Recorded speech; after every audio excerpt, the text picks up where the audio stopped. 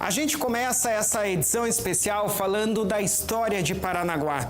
Em 370 anos, muita coisa já aconteceu por aqui. Na cidade, há um grupo de pessoas que guarda parte de todos esses acontecimentos.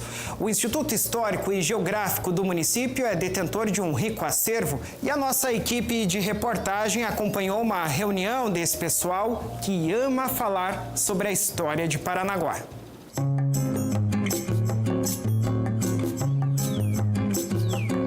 Se não fosse pelos registros dos antigos historiadores, poucos saberiam que a Ilha da Cotinga foi o local habitado pelos primeiros não indígenas que chegaram aqui. Ou que, quando se transformou em vila, a cidade que agora comemora 370 anos se chamava Vila de Nossa Senhora do Rosário de Paranaguá. E os que hoje ajudam a relembrar episódios como esses atuam no resgate cultural da cidade e contribuem para construir novas histórias. São pessoas que fazem ecoar a rica tradição da maior cidade do litoral paranaense. Pessoas como o professor Vistuba. Há anos ele fala sobre o significado de cada local desse município, da origem de alguns nomes famosos e ajuda a explicar o presente de uma cidade com muito a dizer. Graças às memórias e relatos desses personagens, podemos aprender a cada dia que passa mais sobre Paranaguá.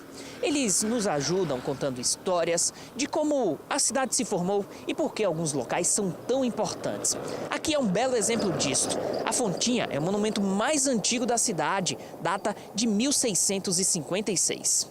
A fonte da Camboa, né, ou a Fontinha, como era conhecida anteriormente, é um marco histórico muito importante para a cidade de Paranaguá, porque é o monumento mais antigo que nós temos edificado, de 1656, e que abasteceu a cidade de Paranaguá com água, porque não existia água encanada, até por volta de 1914.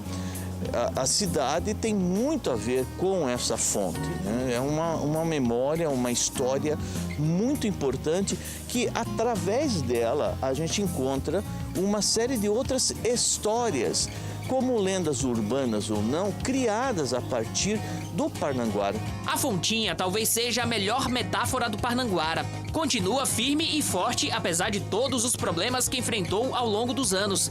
Receptiva, proporciona momentos de lazer para quem chega à cidade e apresenta uma beleza sem igual, mesmo tendo sido deixada de lado por um grande período. Mas a fonte do Camboa guarda outras centenas de histórias, inclusive túneis que hoje não são possíveis de acessar devido à quantidade de água no local.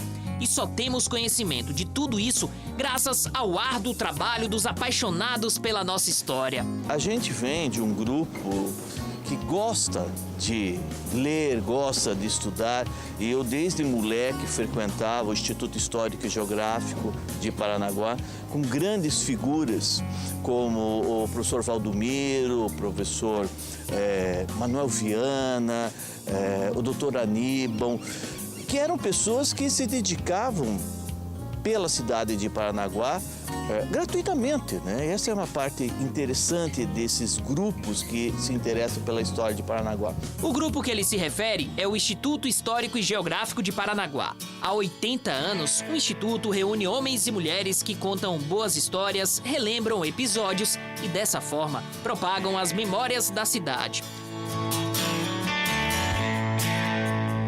Durante as reuniões, são realizados debates acerca dos principais marcos de Paranaguá, do Brasil e do mundo. Boa parte dos feitos que hoje são exaltados pelos quatro cantos da cidade berço da civilização paranaense só foram difundidos por causa desses guardiões da história parnanguara. Que felicidade, uma cidade que acolhe a todos, sem distinção. E o Instituto Histórico e Geográfico de Paranaguá é exatamente isso.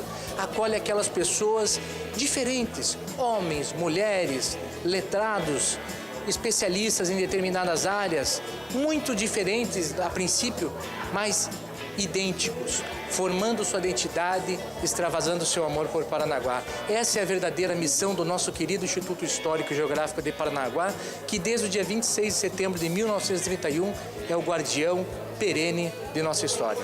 Através de debates históricos, acontecimentos importantes voltam à tona e ajudam a formar um presente ainda melhor na cidade. Estamos tentando trabalhar com essa questão da acessibilidade e fazer com que o Parnanguara e toda a população do litoral saiba da existência do Instituto Histórico e venha fazer parte, né? Venha usufruir do Instituto Histórico, porque é a casa de todos.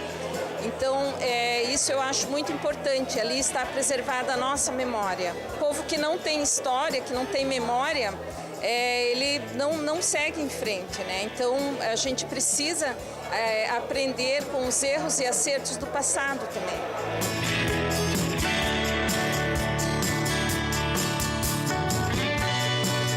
Vivemos em uma cidade rica em história. Por aqui, cada viela, casarão ou rua em paralelepípedo conta muito sobre como tudo começou.